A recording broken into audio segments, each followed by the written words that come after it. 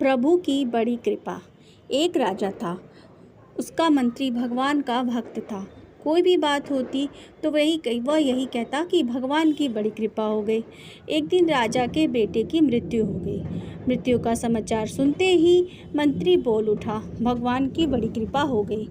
यह बात राजा को बुरी लगी तो लेकिन वह चुप था। कुछ दिनों बाद राजा की पत्नी की भी मृत्यु हो गई। मंत्री ने कहा, भगवान की बड़ी कृपा हो गई। राजा को गुस्सा आया, पर उसने गुस्सा पी लिया, कुछ भी नहीं बोला।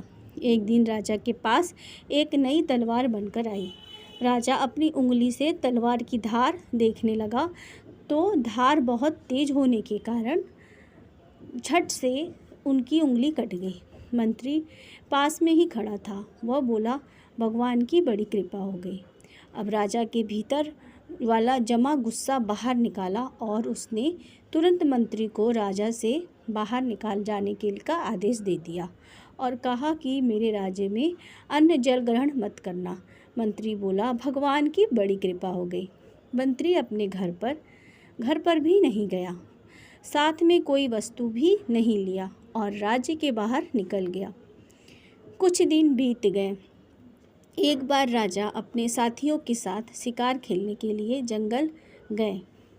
जंगल में एक सूअर का पीछा करते करते राजा बहुत दूर घने जंगल में निकल गए। उसके सभी साथी बहुत पीछे छूट गए। वहाँ जंगल में डाकुओं का एक दल रहता था। उस दिन डाकुओं ने काली देवी को एक मनुष्य की बलि देने का विचार किया हुआ था। संयोग से डाकुओं ने राजा को देख लिया। उन्होंने राजा को पकड़कर बांध दिया। तब उन्होंने बलि देने की तैयारी शुरू कर दी।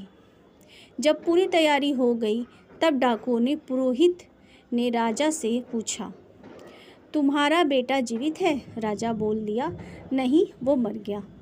पुरोहित ने कहा कि इसका तो हृदय जला हुआ है। पुरोहित ने फिर पूछा, तुम्हारी पत्नी जीवित है? राजा बोला, वो भी मर चुकी है। पुरोहित ने कहा कि यह तो आधे अंक का है, अंत में वह बलि के योग्य नहीं है, परंतु हो सकता है कि वह मरने के डर से झूठ बोल रहा हो। पुरोहित ने राजा के शरीर की जांच की तो देखा कि उसकी उंगली कटी हुई है।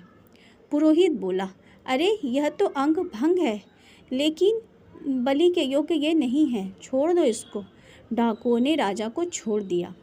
राजा अपने घर लौट आया। लौटते ही उसने अपने आदमियों को आज्ञा दी कि हमारा मंत्री जहाँ भी हो उसको तुरंत ढूंढकर हमारे पास ले आओ। जब तक मंत्री वापस नहीं आ जाएगा तब तक मैं अन्न ग्रहण नहीं करूँगा। राजा के आदमियों ने मंत्री को ढूंढ लिया और उसे तुरंत राजा के पास वापस चलने की प्रार्थना की। मंत्री ने कहा, भगवान की बड़ी कृपा हो गई। मंत्री राजा के सामने उपस्थित हो गया। राजा ने बड़े आदर पूर्वक मंत्री को बैठाया और अपनी भूल पर पश्चाताप करते हुए जंगल वाली घटना सुनाकर कहा कि पहले मैं तुम्हारी बात को समझा नहीं, अब समझ में आया कि भगवान की मेरे पर कितनी कृपा थी। भगवान की कृपा से अगर मेरी उंगली ना कटती तो उस दिन मेरा गला कट जाता, परंतु जब मैंने तुम्हें राज्य से निकाल दिया तब तुमने कहा कि भगवान की कृपा हो गई। तो वह कृपा क्या थी, यह अभी भी मेरे समझ में नहीं आई। मंत्री बोला, महाराज, जब आप शिकार करने गए थे तब मैं भी आपके साथ जंगल में जाता। आपके साथ मैं भी जंगल में बहुत दूर निकल जाता, क्योंकि मेरा घोड़ा आपके घोड़े से कम तेज नहीं है। डाकू लोग आपके साथ मुझे भी पकड़ लेते। आपकी उंगली कटी होने के कारण बच गए, पर मेरा तो उस दिन गला कट ही जाता।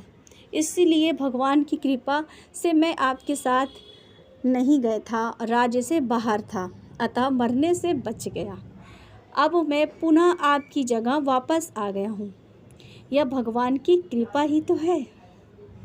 वाह, सच में जब भगवान किसी पे कृपा करते हैं तो वो जताते नहीं हैं, लेकिन बाद में हमें पता चलता है कि सच में भगवान की कृपा हो गई। हर हर महादेव।